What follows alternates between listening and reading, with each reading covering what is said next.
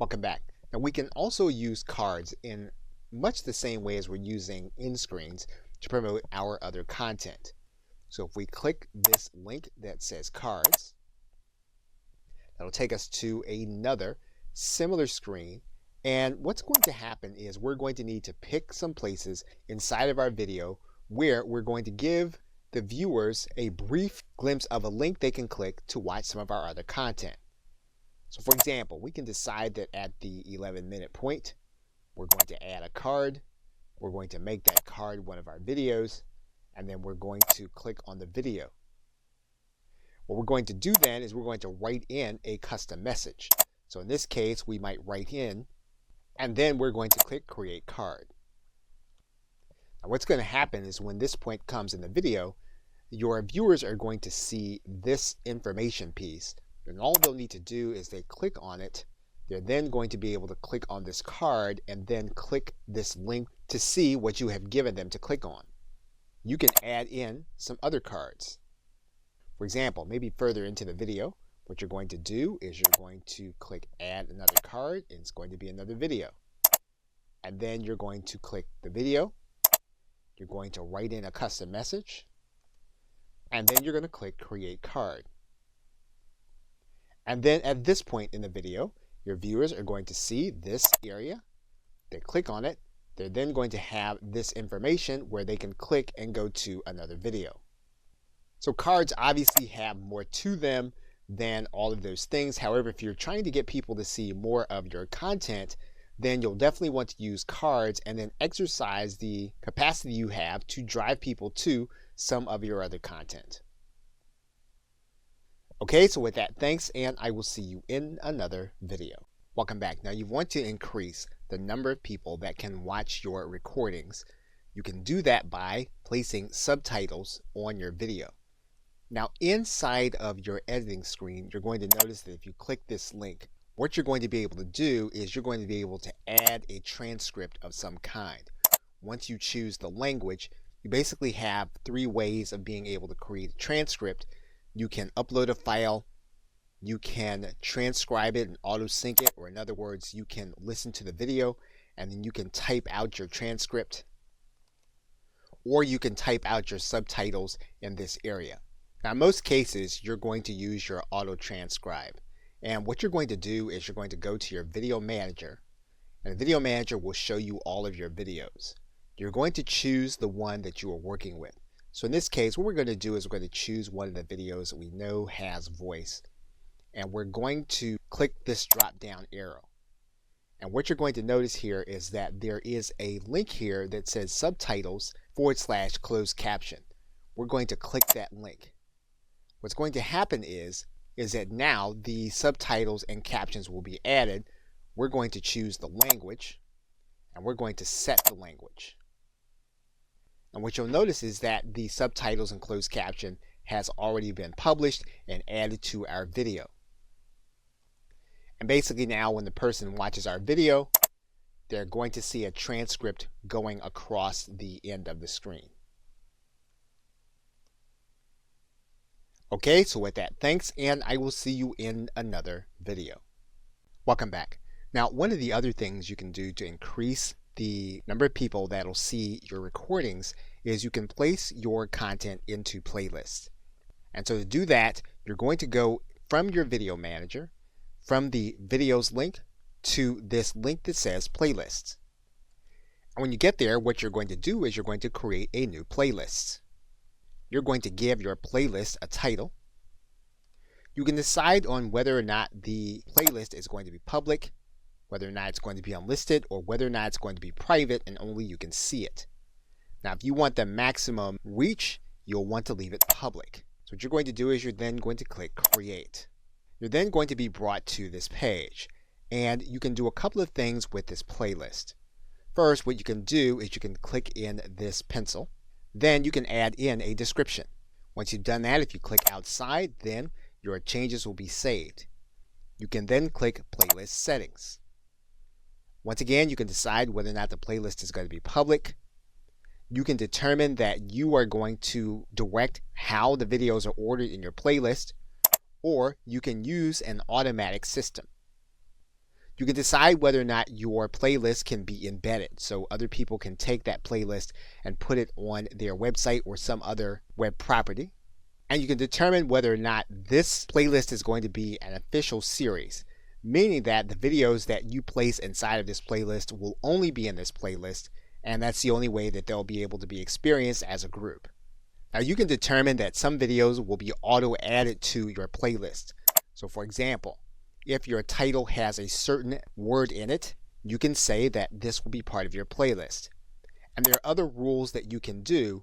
Your subscription has a certain word or there's a certain tag. And basically what you'll be doing is you'll be naming these things so that you know that they will automatically put like content into the designated playlist. You can also allow others to add to your playlist. So for example, if we turn this on, we can then allow others by giving them the link to this playlist in order to become a contributor. Once we have all those things, we can then click Save. We can then add videos to the playlist. Now there's one more thing with respect to playlists that you'll want to be aware of.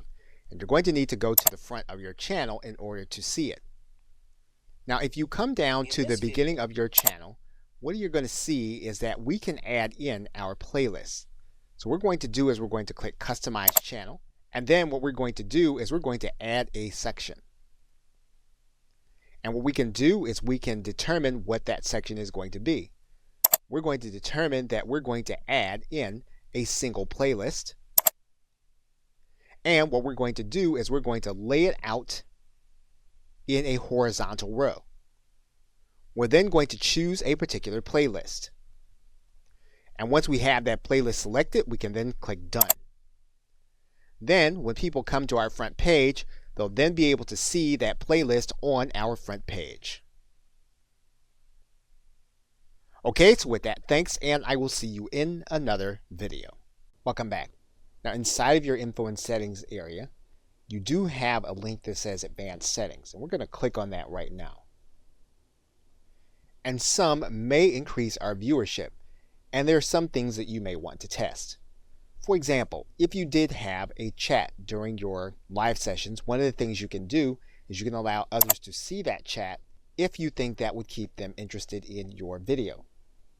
Now you can make a decision about allowing other people to embed the video or not embed the video because, again, what you want people to do is you want people to come back and see your other videos.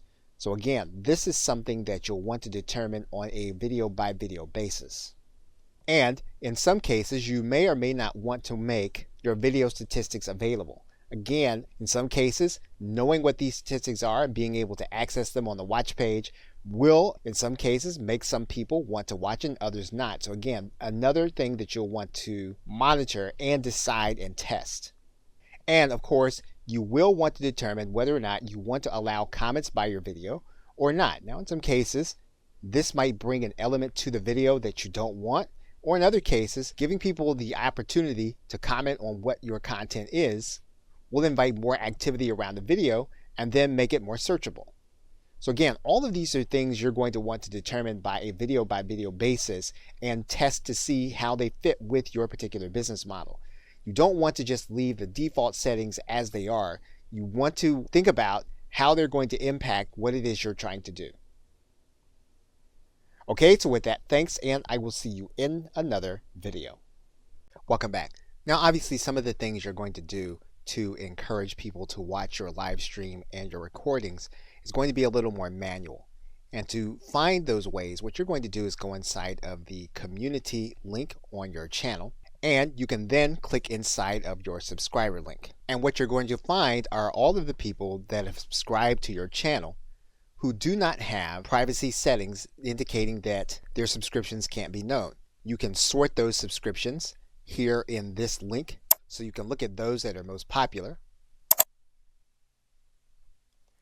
And these are individuals that you can choose to contact, or you can choose to subscribe to their channel.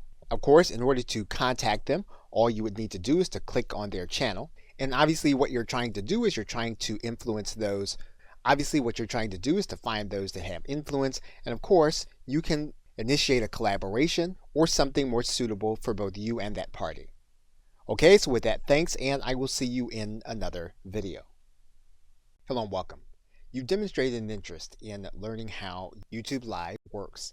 The question is, if you have a live broadcast, how do you get people to see it? Now, you may already recognize that having someone watch your live stream while also seeing all of the other videos that are going to be available suits the platform well, but may or may not suit your business or organization well. So it's necessary to look at a number of tools that you have at your disposal within YouTube as well as outside of YouTube to get the word out about your live stream. And so in this course, we will go inside of your Creator Studio and we will look at some of those tools that you have available to you so that you will be able to make the most of them and get the maximum number of people watching your live stream. So we'll look at your channel customization tools. We'll also show you how to provide an easy to use subscribe link. We'll also take a look at some of the success factors in making your live stream visible and attractive for others to click on. And we'll take a look at some of the enhancement tools that you can do with your video that will help you to make it more usable and widespread. So with that, thanks, and I'll see you in the first video. Welcome back.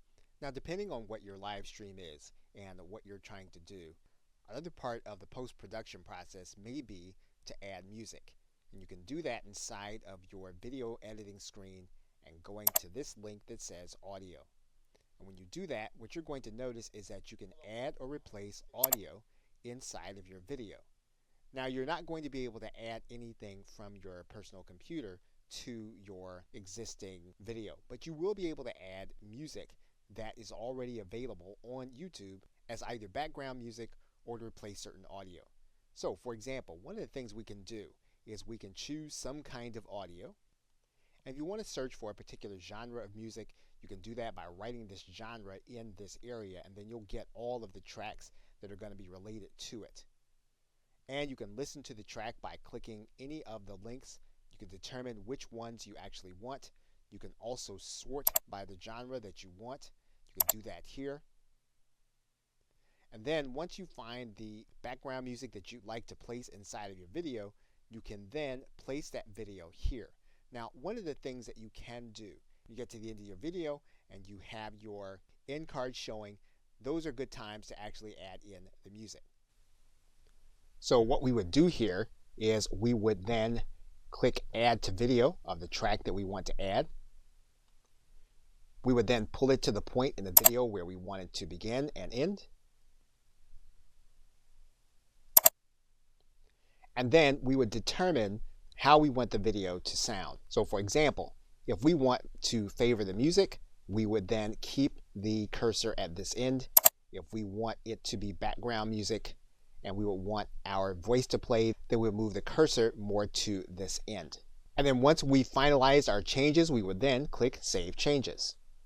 You'll then see the edit of your video is in progress, and when it is complete, then your video will be ready with new audio. Okay, so with that, thanks, and I will see you in another video. Welcome back. Now, another thing that you can do when you are doing a live event is you can embed the link on one of your web pages. So for example, if we were to take another live event and were to create one from YouTube Live here, and we were to start the live event, our Hangout would start and we would be broadcasting live on YouTube Live. We can go inside of our page by clicking this edit button, and we can then click view on watch page. And you'll notice then that our stream is live here. And what we would do then is we would then go to the share button. We would then click the embed button. We can then take care of the embed options, grab the code, and then head to our website. And of course, we're just using WordPress as an example. You can use the site builder that you find most helpful. We're going to put in our code after a center code. Once we have it, we're then going to click Publish. And then we'll view our post here. Now you need to give the individuals instruction to click this button. But as soon as they did, they would then be watching our stream live as it happened. Okay, so with that, thanks, and I will see you in another video.